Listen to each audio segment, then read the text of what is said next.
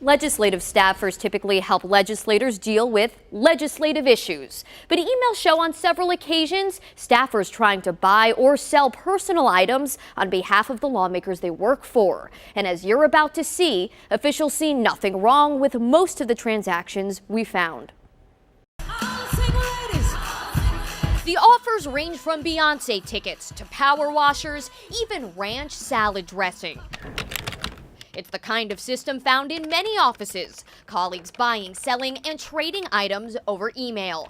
But this isn't just any office. This is the Tennessee General Assembly. Through an open records request, the Channel 4i team found instances when staffers tried buying or selling items not for themselves, but for the lawmakers they work for, a move this political science expert calls inappropriate. There are plenty of places to wheel and deal without doing it on state resources, with staff. Here's how it works. Think of it as a virtual bulletin board. State legislative employees can be added to an internal email group. That's where they can email each other about things they'd like to buy or sell. But even though there are no lawmakers in the group, the I-team still found staffers doing their bidding. When State Senator John Stevens wanted to sell 2 tickets for the battle at Bristol, his assistant sent an email trying to sell them.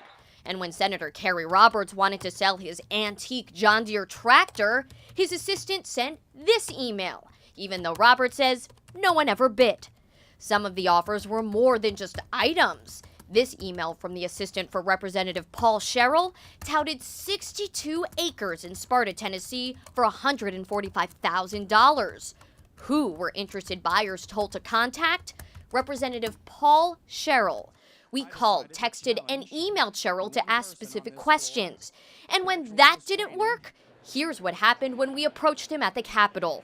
Representative Sherrill, hi, I'm Lana with Channel 4. Can I ask you a few questions really quick? I've got to go. It's about your property in White County. According to the legislature's email policy, it's okay for employees to make occasional sales over email. They can even send emails for lawmakers, who are also considered employees.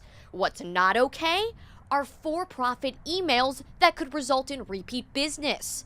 In the last year alone, the I-team found 6 instances of staffers doing just that, involving side businesses like Mary Kay, Essential Oils, and Pampered Chef.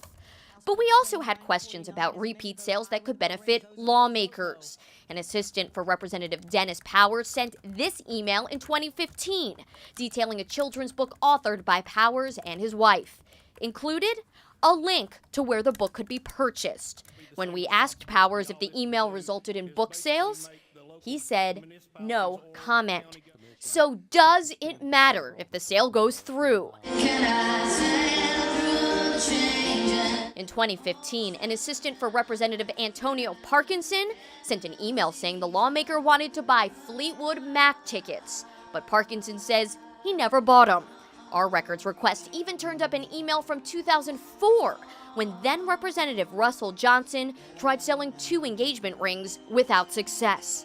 But MTSU professor Kent Seiler says regardless of the outcome, lawmakers should avoid mixing personal and public business. Anytime you take time away from these very, very valuable staffers to do kind of your own private things is not really good for taxpayers. We asked a House caucus spokesman several questions about certain lawmakers in this report.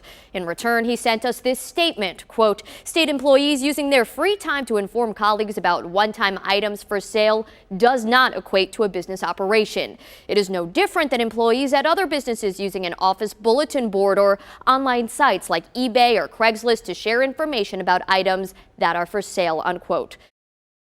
Think about what you did last week. Were you invited to multiple big parties with delicious food and expensive alcohol, all without having to spend a dime? Well, probably not, but every one of the state's lawmakers were, some attending several events in the very same night. You're about to see just how extravagant those parties have become, all thrown by groups, lobbyists, or companies, oftentimes wanting to gain favor with the state legislature. Here's the I-team's Alana Otler with a hidden camera investigation. Nearly $1 million was spent last year on special events where lawmakers were invited to every single party. Right now, we're in the thick of the season considering there are 10 events just this week alone. Some of these parties cost as much as a nice wedding. Others, more than the average Tennessean makes in a year. It's just after 5 p.m. last Tuesday, and the Hermitage Hotel is buzzing. You're at the right place. Come on in. You're getting an inside look at a party co-hosted by 6 insurance groups. The location is more than convenient for lawmakers and staffers. Here's their offices, and just one street over is a party that this attendee says is an event worth attending. You got cinnamon grits and prime rib. The bar's good. They're called in-state events, better known as legislative receptions. And a Channel 4i team investigation shows they've never cost more money. It's a chance for lawmakers and staff to meet with lobbyists, companies, and special interest groups. And last year alone, they spent more than $960,000, the highest amount ever disclosed to the Tennessee Ethics Commission since 2006, when reporting first started. Work at the State House and you'll get invitations like these: NCAA viewing parties, Titans tailgates, even a gathering called Brouhaha. Last year, AT&T spent more than $57,000 for its reception. At this year's party, the company provided drinks, shrimp, even free shuttles from Legislative Plaza to the AT&T building downtown. It's my favorite, not because it's nice so much, just because nobody's mad at each other yet. And the most expensive event disclosed was hosted by Southwest Airlines at more than $113,000. The airline says this rollout was mainly for employees and community partners, but for lawmakers too.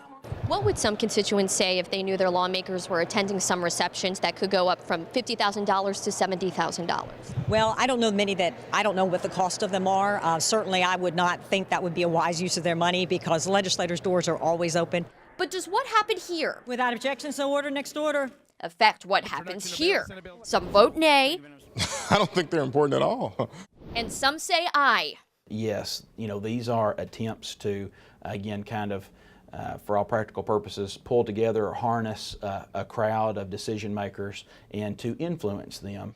Some political science experts say there's no doubt. My daddy always taught me you don't get anything for free.